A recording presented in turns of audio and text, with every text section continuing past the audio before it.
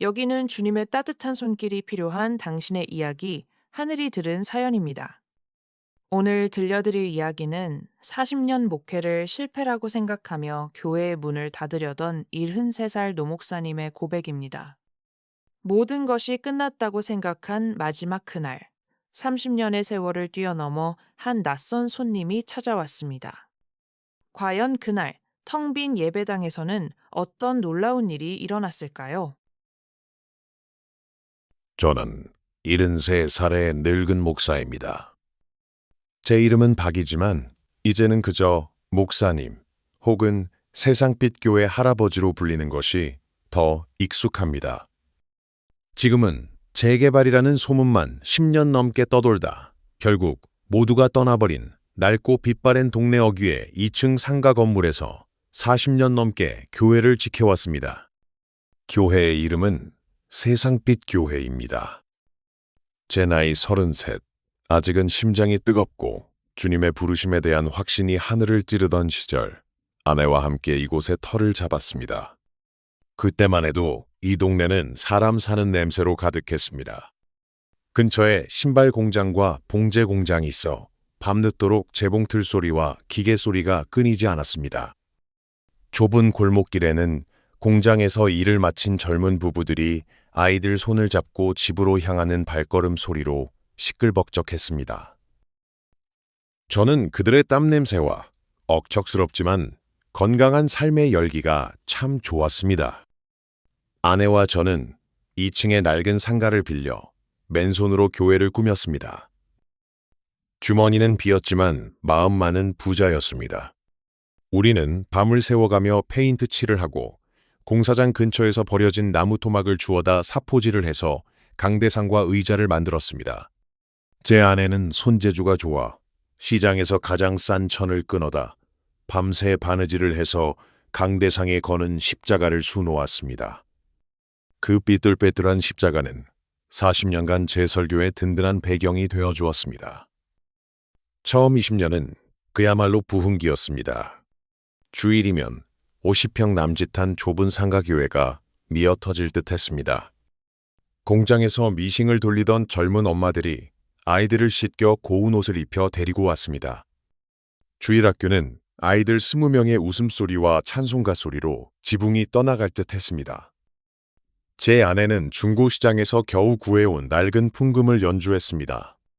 몇몇 건반은 소리가 나지 않거나 엉뚱한 소리를 냈지만 아내의 손길이 닿으면 그 풍금 소리는 세상 어떤 오케스트라보다 웅장하고 거룩하게 예배당을 채웠습니다.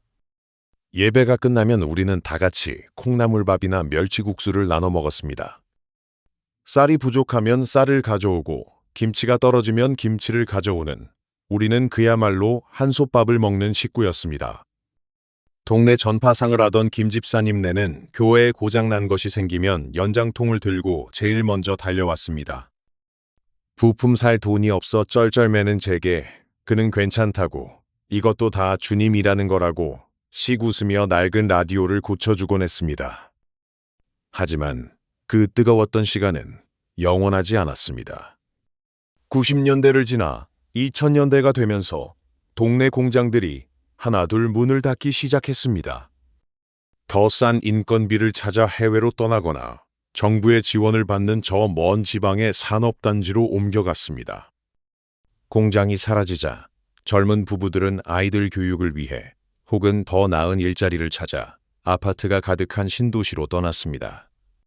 그들이 떠난 자리에는 재개발이라는 허울 좋은 소문만 무성하게 남았습니다. 하지만 그 소문은 10년을 넘어 20년 가까이 떠돌았을 뿐 동네는 그저 낡고 병들어갔습니다. 아이들의 웃음소리가 끊기고 젊은이들의 발길이 사라진 교회에는 이제 저처럼 주름이 깊어지고 걸음이 불편해진 어르신 대여섯 분만이 남았습니다. 그분들은 교회가 좋아서라기보다 어쩌면 40년의 세월이 주는 익숙함과 갈 곳 없는 노년의 외로움을 달래기 위해 겨우 자리를 지키고 계신 분들이었습니다. 10년 전 제 삶의 버팀목이었던 아내가 지병으로 먼저 주님 품에 안겼을 때 제 마음의 한쪽도 함께 무너져 내렸습니다. 아내가 없는 예배당은 유난히 더 춥고 텅 비어 보였습니다. 아내가 매일같이 닦고 조이던 낡은 풍금은 먼지가 쌓인 채 구석에서 영원한 침묵을 지키게 되었습니다. 아내와 함께 이 교회를 이 동네의 마지막 등불처럼 지키겠다고 약속했는데 저는 그 약속을 지키지 못하는 무능하고 늙은 목사가 되어가고 있었습니다. 몇 년 전에는 이런 일도 있었습니다. 동네에서 유일하게 전파상을 지키던 김 집사님네가 결국 가게 문을 닫고 자식들이 있는 신도시로 이사를 가게 되었습니다. 그분들은 교회의 마지막 기둥 같은 분들이었습니다. 이사를 가시기 전 마지막 주일, 김 집사님은 제 손을 붙잡고 아무 말씀도 못 하시고 그저 눈물만 흐르셨습니다. 목사님, 죄송합니다. 끝까지 교회를 지켜드리지 못해서 정말 죄송합니다. 저는 괜찮다고 자식들 곁에서 행복하게 지내시라고 애써 웃으며 그를 안아드렸지만 그가 떠난 후 텅 빈 예배당에서 한참을 울었습니다. 설상가상으로 5년 전쯤에는 저희 교회에서 몇 블록 떨어지지 않은 곳에 번듯한 새 건물을 올린 대형 교회가 들어섰습니다. 그곳은 주차장도 넓고 겨울에는 바닥에서 뜨거운 김이 올라오며 주일 점심으로는 뷔페식 식사를 제공했습니다.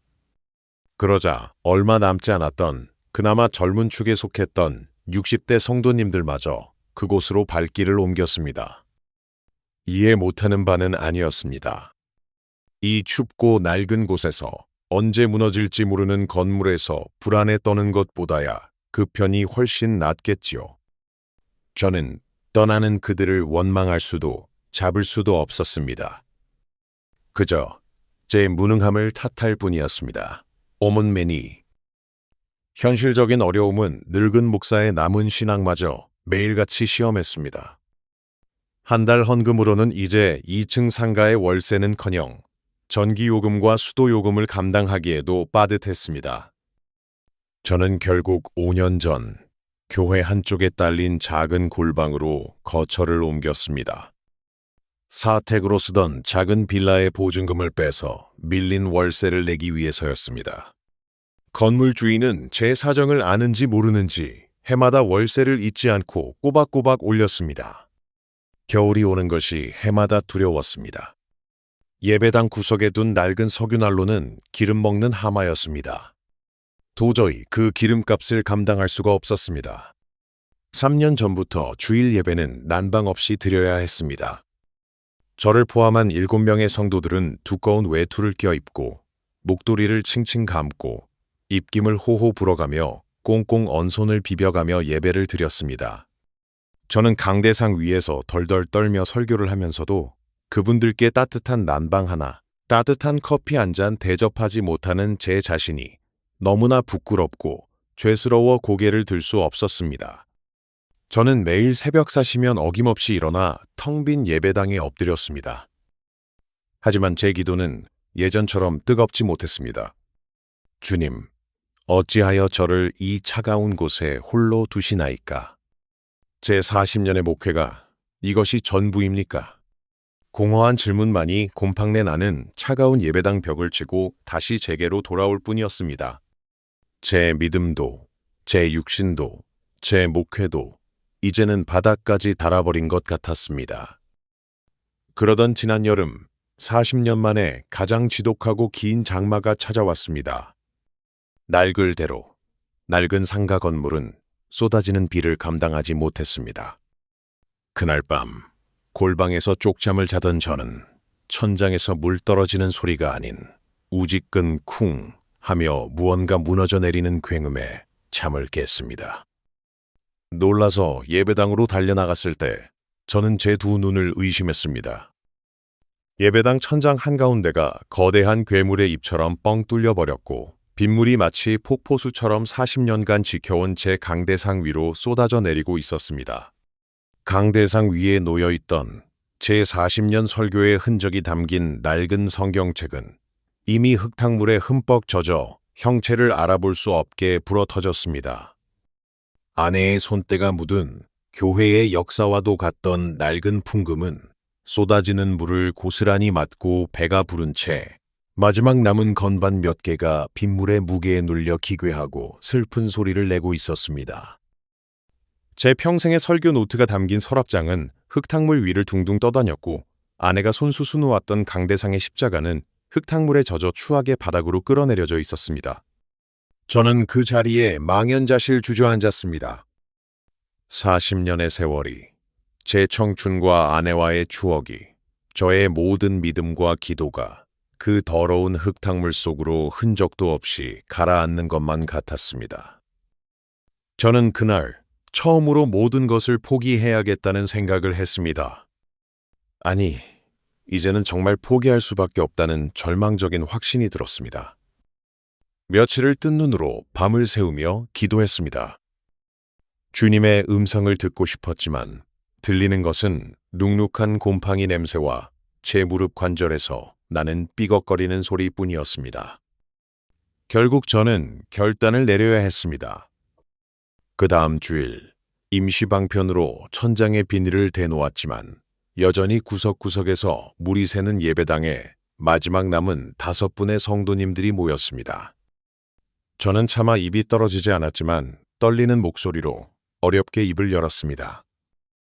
성도님들, 이 늙은 종이 힘이 부족하여 더 이상 이 교회를 지킬 수가 없게 되었습니다. 주님께서 우리에게 흩어지는 은혜를 주시려나 봅니다. 우리 세상빛 교회는 오늘 이 예배를 마지막으로 문을 닫아야 할 것 같습니다. 제 말을 듣는 내내 고개를 숙이고 있던 팔순의 이 권사님이 결국 손수건으로 눈물을 훔치셨습니다. 평생 과묵했던 이제는 저희 교회 유일한 남자 성도가 된 박 집사님은 그저 깊은 한숨만 내쉬었습니다. 저는 그분들께 고개 숙여 사죄했습니다. 죄송합니다. 정말 죄송합니다.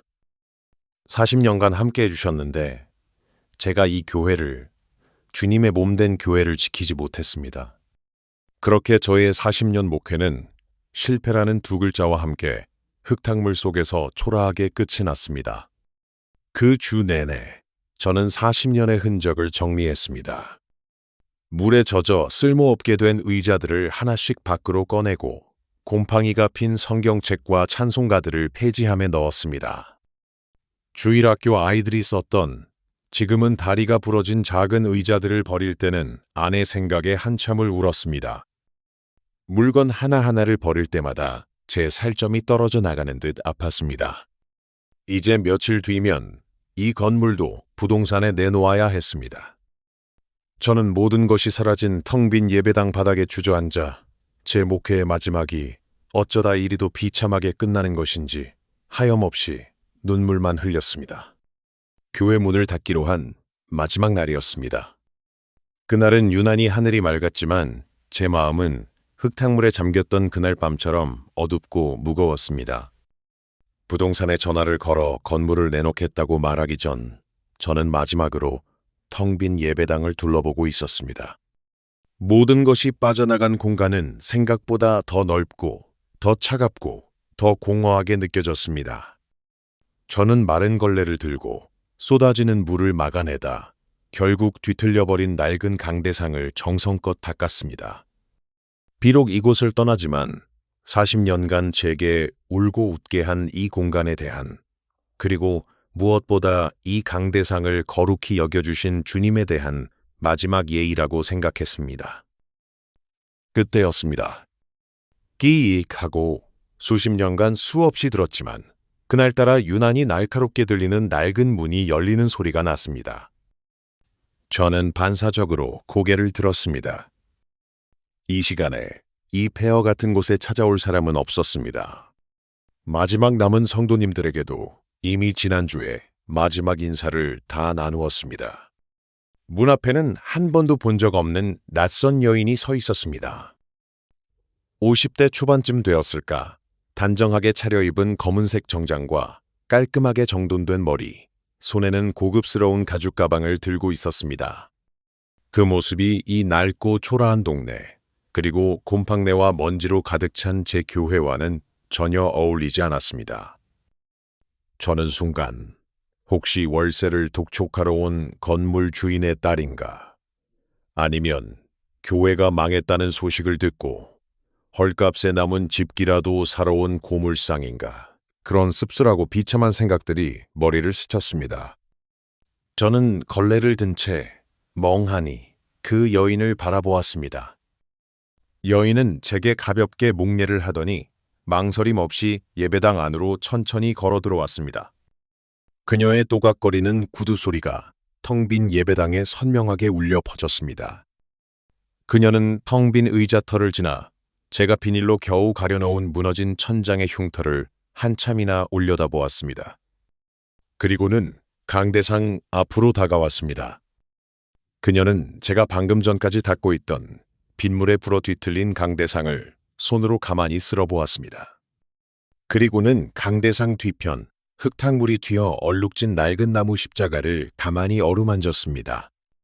그 손길에는 어떤 슬픔과 경외심 같은 것이 동시에 느껴졌습니다. 한참이나 말이 없던 그녀를 보며 저는 먼저 입을 열었습니다. 손님. 죄송하지만 이곳은 이제 문을 닫았습니다. 보시다시피 얼마 전 비가 새서 예배를 드릴 수 없는 형편입니다. 며칠 뒤면 이 건물도 부동산에 내놓아야 합니다. 혹시 기도하러 오셨다면 근처에 새로 생긴 큰 교회가 있으니 그쪽으로 가보시는 것이 좋겠습니다. 제 목소리는 제 생각보다 더 갈라지고 힘이 없었습니다. 여인은 천천히 저를 돌아보았습니다. 그녀의 눈은 맑았지만 그 맑은 눈에는 금방이라도 흘러내릴 듯한 눈물이 가득 고여 있었습니다. 그녀는 희미하게 웃으며 제게 뜻밖의 질문을 했습니다. 목사님, 혹시 30년 전쯤을 기억하십니까? 아주 추웠던 겨울이었는데 매일 새벽 기도 시간에 몰래 이 교회에 들어와 저 구석 난로 옆에 쭈그리고 앉아있던 꼬마 아이를 기억하시나요? 30년 전이라니요. 저는 잠시 기억을 더듬었습니다. 40년의 세월 동안 수천의 얼굴이 이곳을 스쳐 지나갔습니다. 더구나 30년 전의 꼬마 아이라니요. 저는 잘 기억나지 않는다고, 너무 오래된 일이라서 그런지 기억이 가물가물하다고 멋쩍게 대답했습니다.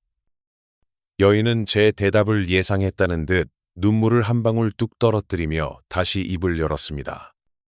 그 아이는요, 매일 새벽이면 이 교회 문을 몰래 열고 들어왔어요. 꽁꽁 언 손발을 녹이려고요. 남루한 행색에 얼굴은 늘 까맣게 때가 묻어 있었죠. 목사님과 사모님이 새벽 기도를 시작하시면 아이는 저기 저 구석, 지금은 없지만 예전에 낡은 석유난로가 있던 그 자리에서 웅크리고 앉아 몸을 녹였어요. 그녀의 말이 이어질수록 제 머릿속에 잊고 있던 한 장면이 낡은 흑백 필름처럼 안개 속에서 서서히 피어올랐습니다. 맞습니다. 그런 아이가 있었습니다. 제가 한창 젊었던 시절, 새벽 기도에 미쳐 살던 그때, 쥐 죽은 듯이 들어와서는 난로 옆 가장 따뜻한 자리에 웅크리고 앉아있다가 사람들이 하나둘 모이기 시작하면 연기처럼 사라지던 아이였습니다. 그때 제 아내가, 지금은 하늘나라에 있는 제 아내가 그 아이를 몹시 긍휼히 여겼습니다. 말 한마디 걸지 못하고 그저 웅크리고만 있는 아이가 안쓰럽다며 매일 새벽 저보다 먼저 일어나 부엌에서 무언가를 하곤 했습니다. 여인이 제 기억을 확인이라도 하듯 말했습니다. 그때 사모님께서 아무 말씀도 없이 매일 그 난로 옆 작은 상자 위에 따뜻하게 데운 우유 한 잔과 김이 모락모락 나는 찐 감자 하나를 놓아주셨어요. 그 말을 듣는 순간 제 심장이 쿵 하고 내려앉았습니다. 그렇습니다. 제 아내였습니다. 아내는 저와 상의했습니다. 저 아이에게 말을 걸면 혹시 우리가 무언가를 묻는 것이 부담스러워 다시는 오지 않을지도 모른다고 했습니다. 그저 아이에게 필요한 것은 따뜻한 온기와 배를 채울 작은 음식일 거라고 했습니다. 그래서 우리는 묻지 않고 그저 매일 새벽같이 일어나 감자를 찌고 우유를 데워 아이가 늘 앉는 자리에 가만히 놓아두었습니다. 아이는 그것을 말없이 먹고 날이 밝기 전에 조용히 사라졌습니다. 우리는 그 아이가 누구인지 어디서 왔는지 묻지 않았습니다. 그저 그 추운 겨울을 무사히 나기만을 바랄 뿐이었습니다. 그러다 어느 봄날 그 아이는 더 이상 나타나지 않았습니다. 우리 부부는 그 아이가 좋은 곳으로 갔기를, 따뜻한 밥을 먹게 되었기를 기도했습니다. 그리고 수십 년의 세월 속에 그 아이는 저희의 기억 속에서 희미해졌습니다. 저는 떨리는 눈으로 여인을 바라보았습니다. 설마 당신이 그 30년 전의 그 꼬마 아이란 말입니까? 여인은 끝내 참았던 울음을 터뜨리며 고개를 끄덕였습니다. 네, 목사님. 제가 바로 그 아이입니다. 제가 그 찐 감자와 우유를 얻어먹었던 그 아이입니다. 그녀는 울음 섞인 목소리로 자신의 이야기를 들려주었습니다. 당시 아버지는 공장 사고로 돌아가시고 어머니는 병으로 세상을 떠난 뒤 먼 친척 집에 맡겨졌다고 합니다. 하지만 그 집은 어린아이에게 지옥과도 같았다고 했습니다.